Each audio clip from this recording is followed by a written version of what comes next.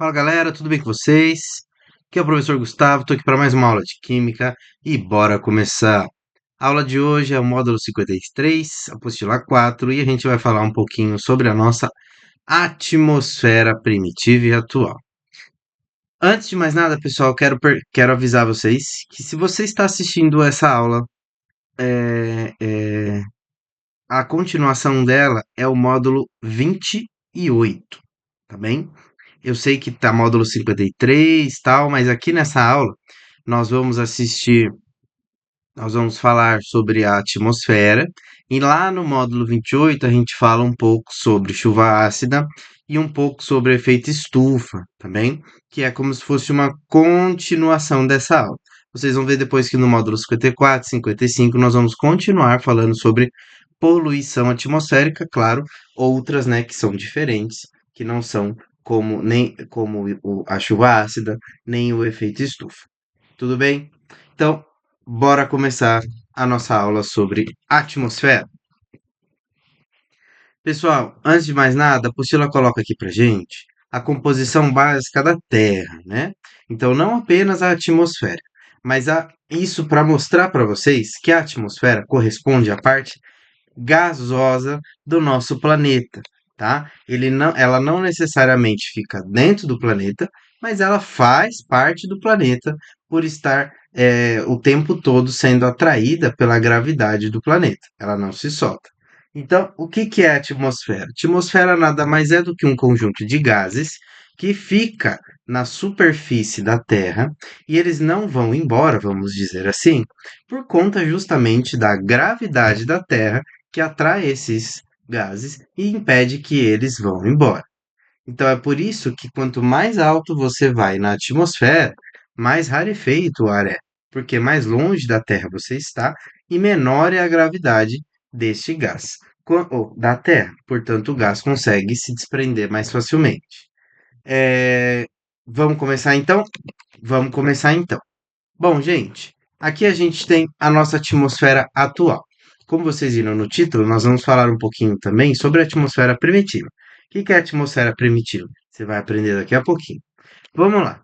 A nossa atmosfera atual, lá na aula 28 a gente fala também um pouco sobre isso, tá? Ela é composta dos seguintes gases em quantidade, em ordem de quantidade, tá? 78% N2, que é o gás nitrogênio. 20,95% oxigênio. Faz as contas. Você vai ver que aí já foi mais de 99% dos gases, do volume de gases. Aí você me pergunta: puxa vida, tem tanto nitrogênio e oxigênio assim na nossa atmosfera? Pior que tem, gente, tem tudo isso aí. Aí depois vem os gases que a gente chama de gases traço. O que é isso? Que não tem uma quantidade tão grande, aí a gente fala que é só um traço do gás. Então vem o argônio, o gás carbônico, e aí olha só como a quantidade fica praticamente irrisória. Neônio, hélio, criptônio e hidrogênio. Mas, gente, a nossa atmosfera é tão grande, mas tão grande, mas tão grande, que mesmo nessas pequenas quantidades ainda é muito gás, tá? Vai por mim. Tudo bem? Então vamos lá. Continuando. Olha só, é um comparativo que ele dá para gente para mostrar para vocês a influência da gravidade nos gases atmosféricos, tá? Altitude, 0 km, ou seja, você está em pé na Terra, né? Lá na praia, porque aí a altitude é zero. Temperatura, 20 graus. Pressão, 760 milímetros de hidrogênio, 1 atm. Massa de ar, 1 litro vai pesar 1 grama, 1,7, 1,20 gramas. Número de moléculas em 1 litro de ar, 250 vezes 10 a 20. E a concentração é 78% nitrogênio, 21% O2. Olha lá em cima, a 20 quilômetros, e nem é na parte mais alta da nossa atmosfera, né? 20 quilômetros. Temperatura, menos 53 graus. Pressão, olha como a pressão é menor. 62 milímetros de hidrogênio. É 10 vezes menor, ainda é mais de 10 vezes menor. Massa, 1 litro pesa só 0,13 gramas. 10 vezes menor praticamente. Número de moléculas em 1 litro, 27 vezes 10 a vigésima, 10 vezes menor também, praticamente. E a composição praticamente igual, 80% nitrogênio, 19% O2. Por que que isso acontece? Por conta da gravidade. Quanto mais longe você está da superfície da Terra, menor é a influência da gravidade e ela influencia nisso tudo. Olha que maluquice, né? Muito legal. Bom, aqui é um saiba mais, porque a nossa atmosfera ela é dividida em quatro partes: a troposfera, estratosfera, mesosfera e termosfera. Aí é para quem quer saber, aí é para quem está interessado. Então, quem achou curioso, dá uma olhadinha. Mas isso aqui, pessoal, a gente não cobra, tá? Continua, tá? Vamos falar aqui, perdão, acho que eu pulei isso, pulei. Vamos falar sobre a formação de compostos orgânicos, tá? O que que é isso? Compostos orgânicos, gente, basicamente são compostos à base de carbono e hidrogênio feitos, tá? Normalmente dentro de organismos vivos. Mas aí você pensa, quem fez o primeiro composto orgânico se nem sempre existiu vida? Aham, essa é a resposta que um cara chamado Miller e outro, Stanley Miller, perdão, quis responder quando ele bolou a experiência dele. Dá uma olhada nessa experiência maluca aqui. Ele confeccionou esse complexo de tubos de vidro para comprovar uma teoria dele. Dele não, né? Do Oparin, que foi um pesquisador que veio antes dele ainda.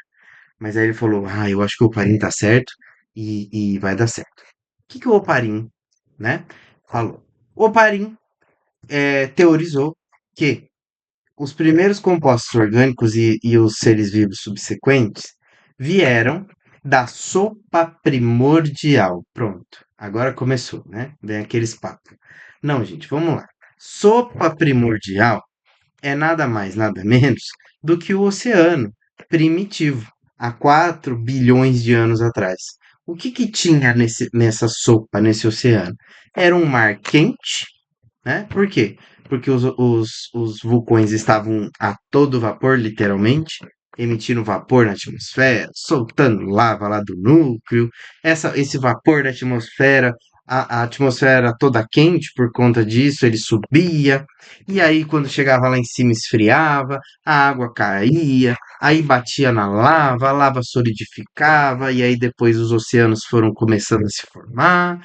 E junto com tudo isso vieram substâncias químicas inorgânicas lá do fundo do planeta Terra, como hidrogênio, amônia, metano, a própria água, monóxido de carbono, nitrogênio, gás, dióxido de carbono. E aí, tudo isso acontecendo no meio das tempestades com energia elétrica, o Parim disse: Poxa, eu acho que toda essa bagunça, todo esse caos, toda essa zona gerou a primeira molécula orgânica. Aí o Miller viu isso e falou: Poxa, é verdade, né? Uma boa teoria. Vamos testar? Como que ele fez isso? Ele pegou essas substâncias, hidrogênio, amônia, metano, água, misturou na água e botou para ferver aqui, ó, dentro de um balão. Desse balão volumétrico, ele puxou um tubo, né? Esse tubo dava num outro balão, onde ele conectou dois eletrodos para jogar raios, simulando os raios elétricos, né? Que aconteciam lá no oceano.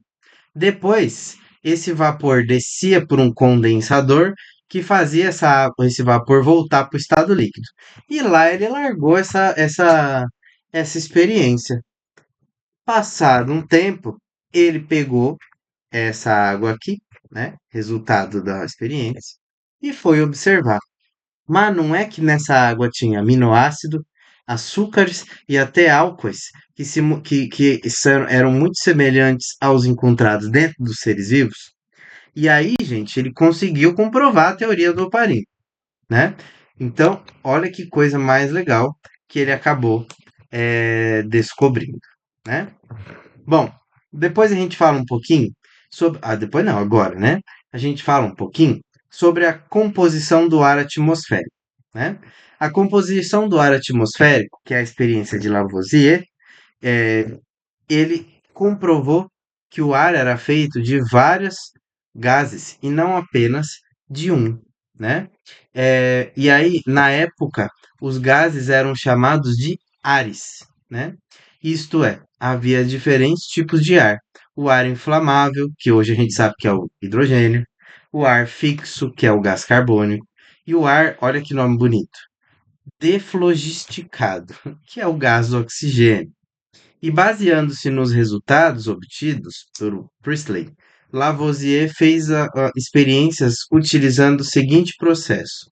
Primeira coisa, ele aqueceu, né, a retorta contendo uma massa conhecida de mercúrio. Retorta é esse frasco aqui, ó, tá vendo? Parece um cisne, tá vendo? Um patinho. Ele observou que o aparecimento de um material avermelhado, né, cal de mercúrio, na superfície do mercúrio contido na retorta. O nível de mercúrio na retorta ali, ele foi diminuindo e na câmpula ele começou a subir até que ele estabilizou. Depois que isso aconteceu, tá? Parou de esquentar, né? E esperou para ver o que, que o sistema ia fazer.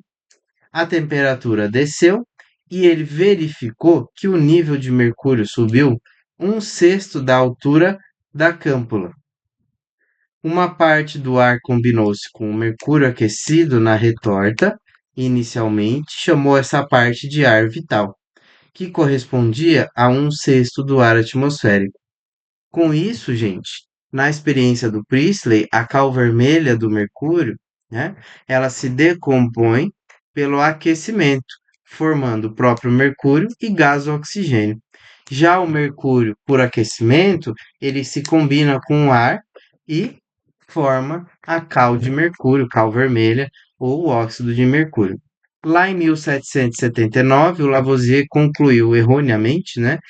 Os gênios também erram, que todos os ácidos seriam formados pelo ar vital e deu-lhe o nome de oxigênio, formador de ácidos, em grego. Então a gente chama de um nome errado desde então, mas pegou e ficou. O Lavoisier verificou que o ar residual dentro da câmpula era o próprio a vida dos animais. Como que ele fez isso? Ele deve ter colocado algum animalzinho lá para respirar o ar. Essa parte de 5/6 do ar atmosférico, Lavoisier chamou de mofeta, insalubre atmosférica. Mais tarde, a mofeta atmosférica recebeu o nome de azoto, que é falta de vida. Um cara chamado Chaptal sugeriu o nome nitrogênio, formador de salitre. Então, foi assim que ele conseguiu descobrir a, a, a composição do ar atmosférico. E aí vem o quarto tópico, que, convenhamos, ele é um pouco óbvio, mas a gente fala sobre a importância da atmosfera. A primeira de todas, obviamente, ela é um reservatório de substâncias essenciais à vida humana. Sem o oxigênio a gente não respira. E não apenas o oxigênio, mas o nitrogênio também, porque ele é captado pela raiz das plantas em parceria com algumas bactérias, tá? Vocês vão estudar isso em biologia. Além disso, a atmosfera deixa passar parte da luz solar, e ela prende uma boa parte da radiação ultravioleta e protege a gente. E o nome disso é camada de ozônio. Ela ainda bloqueia pequenos meteoritos, porque o atrito com o ar faz com que ele literalmente se desfaça, e a atmosfera impede o retorno ao espaço de parte da radiação infravermelha, que é o esquema do efeito estufa, que eu vou explicar melhor para vocês lá na aula, no módulo 28. Tudo bem? Pessoal, eu vou pedir para vocês realizarem aqui para mim os exercícios. Espera aí que eu preciso achar o número da página 91 e 92, e me entreguem na nossa aula presencial. Tá legal? Gente, vou ficando por aqui. Eu espero vocês na sala de aula e até a próxima!